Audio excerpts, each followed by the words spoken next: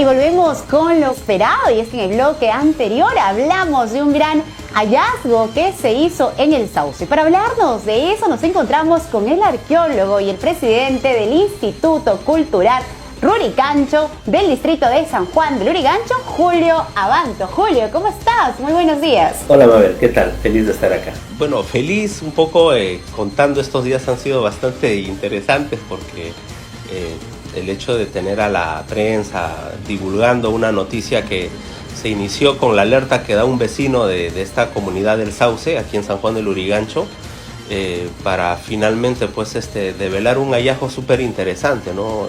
Una especie de mausoleo, digamos, no es propiamente un mausoleo, sino es una especie de pozo bastante profundo, casi 5 metros de profundidad. Realmente es algo que dentro de lo que es mi experiencia como arqueólogo es, creo que, inolvidable, ¿no? Dentro de tu experiencia, ¿qué significa encontrar eso, no? Y que hoy por hoy, porque hay que reconocer, tienes una trayectoria ya como arqueólogo, pero este descubrimiento ha hecho pues que todos pongan nuevamente los ojos culturalmente en San Juan de Lurigancho. Claro, eso es lo interesante. Acá hay varios temas que son que resaltar, ¿no? Uno es el hecho de tener un contexto intacto. Es la primera vez, podríamos decir, que un hallazgo de este nivel se logra acá. No es que no hayan ocurrido, nosotros sabemos que el Sauce es un sitio arqueológico de la época inca, originalmente bastante extenso y que hoy se ha reducido pues por el crecimiento de la ciudad a un espacio de menos de 1 hectárea, ¿no? El vecino vive muy cerca a la propiedad y es bastante usual cuando hay obras, por ejemplo, de servicios públicos, se hacen zanjas. Los arqueólogos detectan, como ocurrió hace algunos años con una empresa de gas, ¿no?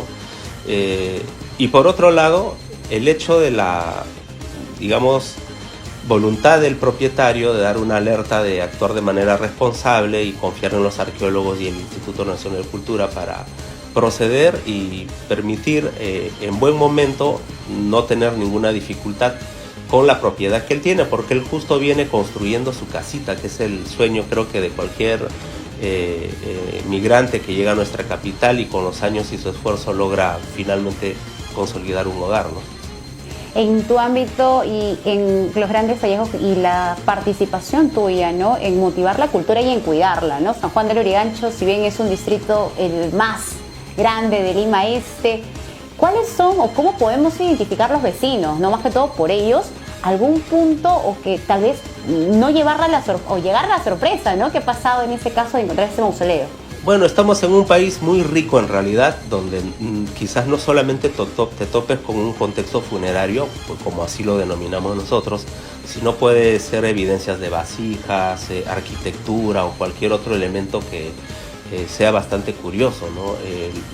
En este caso, él contando un poco la historia, hace muchos años cuando él viene a vivir en este lugar, él está construyendo un pozo séptico, un silo, y se da con la sorpresa al 1,5 metros que debajo de su propiedad hay un espacio, ¿no? Un espacio muy profundo que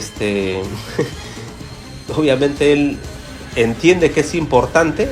Pasa el tiempo, estamos hablando de inicios de la década del 90. ¿Cómo se llama ese personaje el que tú mencionas y a los que llega? El señor, ¿verdad? Hipólito Tica Quispe. Él viene de Villarrica, ¿no?, a vivir a San Juan de Lurigancho en esos años. Con el tiempo ese lugar está sujeto a un rescate arqueológico donde pues los arqueólogos intervienen en las calles, todo el ámbito libre que hay ahí, recuperan contextos y él les comunica que en su propiedad obviamente hay un hallazgo, ¿no?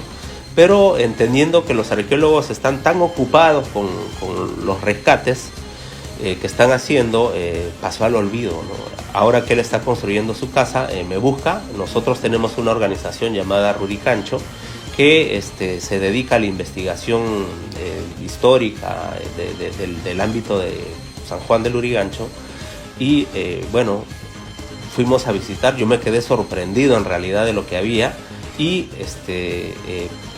tuvimos la posibilidad de tener rápida comunicación con los directores del Ministerio de Cultura, quienes en este caso nos indican cuál era la modalidad, porque esto está dentro del marco de lo que denominamos acción arqueológica de emergencia. y nos orientan para hacer los expedientes y poder tener la aprobación. Es así como se da el hallazgo. Nosotros excavamos un área de 2,5 metros por 2,5 metros, y conforme avanzamos con las excavaciones nos encontramos como ofrendas vasijas, ollitas de barro, ¿no? Que probablemente contuvieron alimentos en algún momento. Estaba el sello, que es una especie de capa de barro muy compacta, que tenía bastante material orgánico, y debajo de eso toda una composición de rocas que cubrían la boca de la tumba.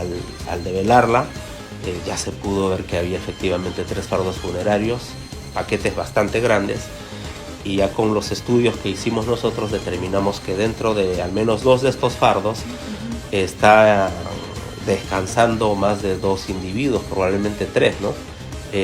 Lo que hemos encontrado al interior es fascinante, ¿no?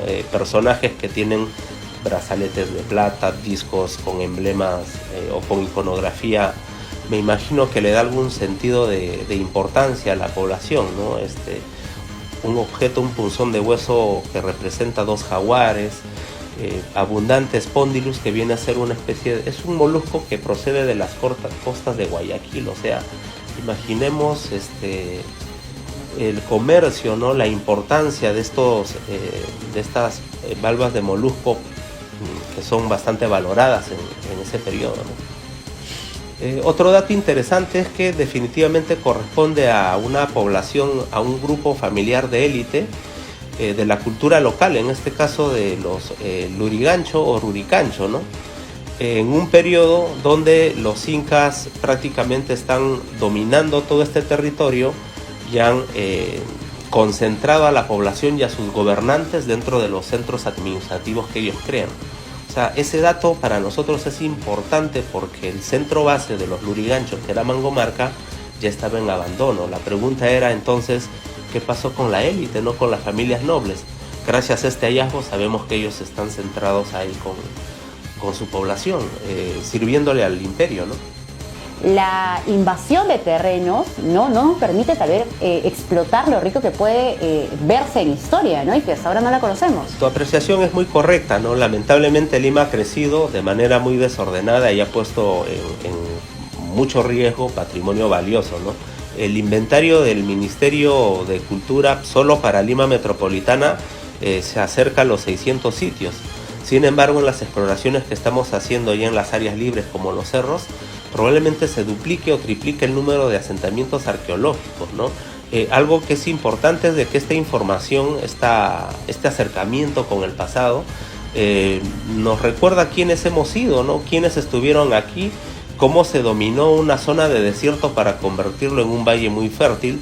De hecho, contribuye con la identidad y también nos hace reflexionar sobre lo importante que son las investigaciones y sobre todo el actuar bien con el patrimonio, ¿no? Porque siempre hay el temor de los vecinos a que si descubro algo me quitan la propiedad, me frenan la obra, y yo creo que el ministerio frente a tantas situaciones como esta tiene los lineamientos y las pautas que ayudan a que se rescate el patrimonio de una manera adecuada y el vecino pues no tenga ningún tipo de dificultad porque el patrimonio está protegido por ley, ¿no? Así es, y es que Radar Edil es un programa que habla netamente de lo que vendría a ser hablando, ¿no? De todos los gobiernos municipales a nivel Lima y a nivel provincia de todo el Perú.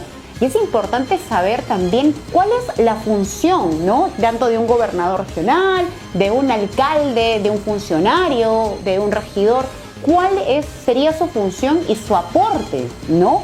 Para el cuidado en caso dentro de sus jurisdicciones pueda encontrarse esos hallazgos como lo has hecho tú en San Juan de Lurigancho. Tu pregunta es muy importante porque, bueno, tú sabes de que según la Constitución el Estado es el protector del patrimonio. Ya tenemos un Ministerio de Cultura que también bajo la ley es quien administra, quien gestiona, quien promociona, pero la Ley Orgánica de Municipalidades también establece ciertas responsabilidades, ¿no? Es importante que los gobiernos municipales, más allá de saber que tienen huacas, por ejemplo, propicien los inventarios, los catastros de lo que existe, porque hay territorios muy grandes como el de San Juan de Lurigancho, o Caraballo, o Atevitarte, Por otro lado, desarrollar infraestructura que ayude a la promoción, a la preservación, a la custodia de todo este recurso. Los vecinos a veces preguntan, ¿y ahora qué va a hacer de todos estos objetos tan valiosos, ¿no?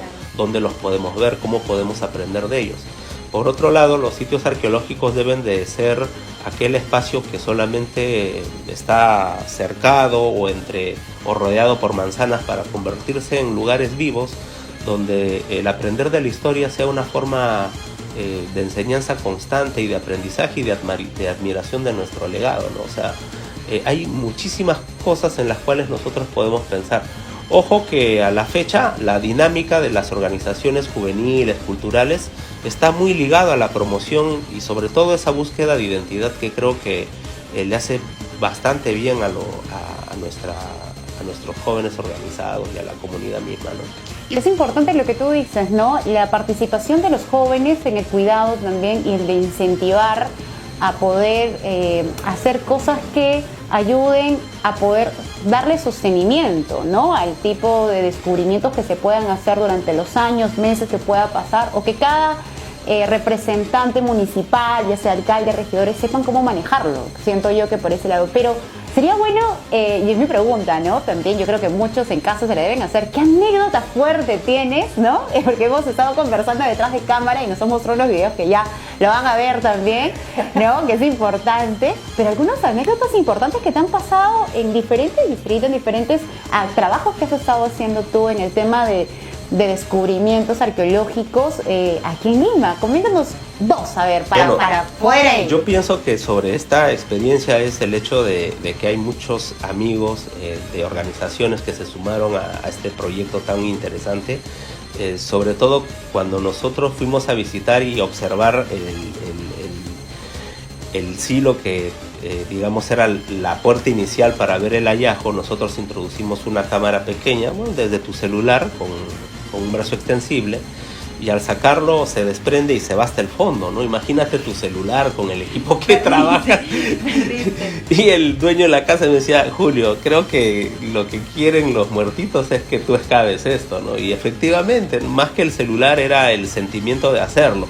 Pero en determinado momento, porque toda esta hazaña nos ha llevado casi una semana de trabajo desde muy temprano hasta que oscurecía.